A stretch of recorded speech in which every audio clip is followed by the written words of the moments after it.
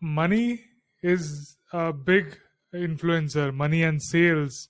So how do you not let that affect your art? Like, this is something very relevant question to many of us NFT artists here in this period of time. What do you think? Again, there was a long time where I struggled with finances. And today I still struggle with some finances because of the way I manage them. I like to buy stuff, right? And so I will hyperextend and overextend to get the things that I wanted at the time because I felt like they were useful, not because I want to show off or whatever the case is, right? For example, back in the day, I used to buy a laptop that was $3,000, but my rent was $2,500, and all I had was $2,500. I would actually buy the laptop and go, God is great. I will create amazing things on this laptop, and I will make the money back, right? My thinking was always this, again, magical thinking of like pushing through and pushing forward. But I was putting undue stress on myself that wasn't needed, right? So those were kind of my youthful mistakes with money. Today, I'm a lot more cautious. I make sure that I can afford something if I'm going to buy it. I do my research, all of that good stuff. So there's that relationship with money that needs to kind of be shifted over time anyway. So, for example, for me, it was when I started to look at my relationship with money early on, is that I realized that in my head, I was always saying, I need to survive. Well, survival is a shitty thing, right? So it's great, but it's like, but from a self-speaking standpoint, you're manifesting and you're keeping yourself in a very low vibrational frequency. And therefore, I remember I naturally changed it to, okay, need is an illusion. I don't need anything. Uh, my food and everything else God provides somehow, some way, any way possible. And I just changed it to I thrive. Once I did that, my decision making changed naturally. My frequency changed, so did my decision making. I didn't read a whole lot of books on financials. I just decided that I wasn't going to buy that laptop when, like, I needed to pay my rent. That reduced a lot of the stress and it reduced a lot of the anxiety towards money. So You that was, mentioned you yeah, thrive. You mentioned the word thrive. So right, when yeah. these thoughts come into the mind, what is your self-talk, or what do you tell them?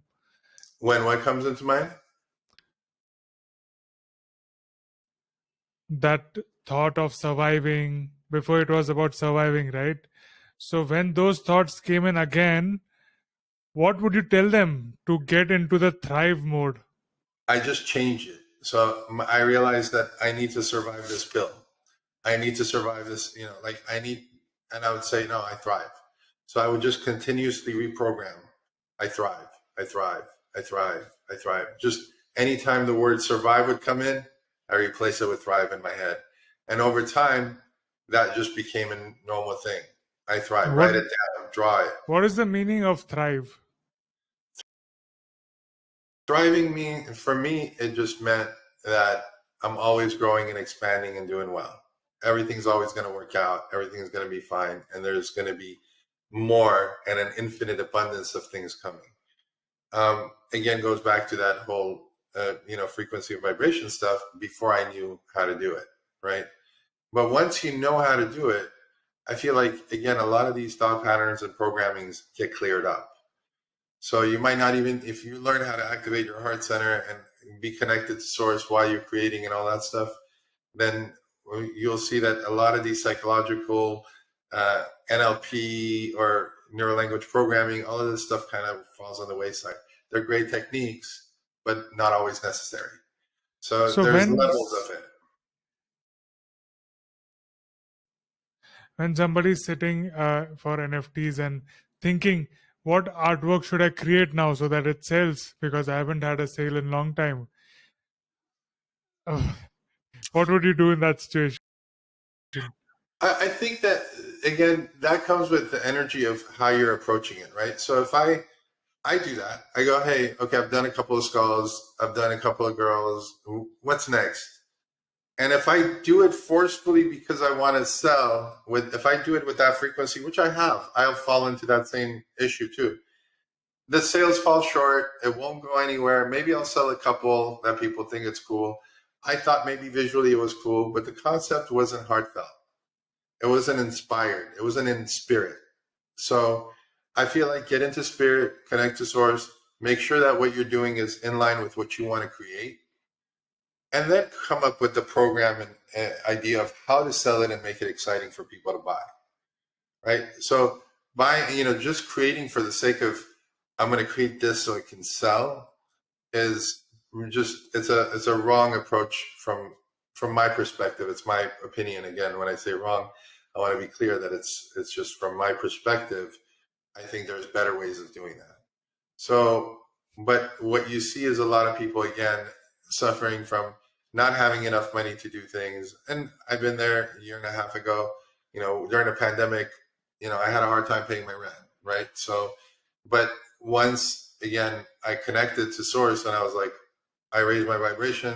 All of a sudden, everything will work out. I don't need to worry. And things just kind of, all of a sudden, the government messaged, hey, we want to lend you some money. Yeah, I'll take that money, Oh, you know?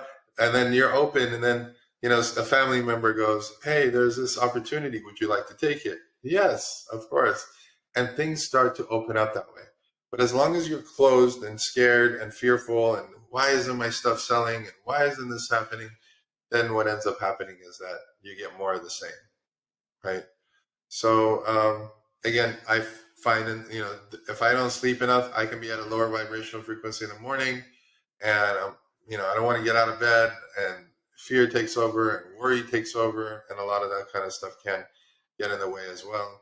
I haven't sold anything for a few days. What am I going to do? Is it over? I remember when I was doing logos and websites. Once a project was done and I was paid for it, my biggest fear was I'm never going to work again because I had nothing in the pipeline and nobody had called. And my dad one time asked me, he goes, what's the difference for you between a good month and a bad month financially? And I told him the difference is one good day. You give me one clear day, and I didn't know again that one clear day meant one day without worry and anxiety and all that stuff. But if I had a joyful day, the entire universe would just align. The phone call would come in, the project would start immediately, the deposit would be in my hands by the next day. I mean, it was insane. So wow. I just didn't know how I was doing it.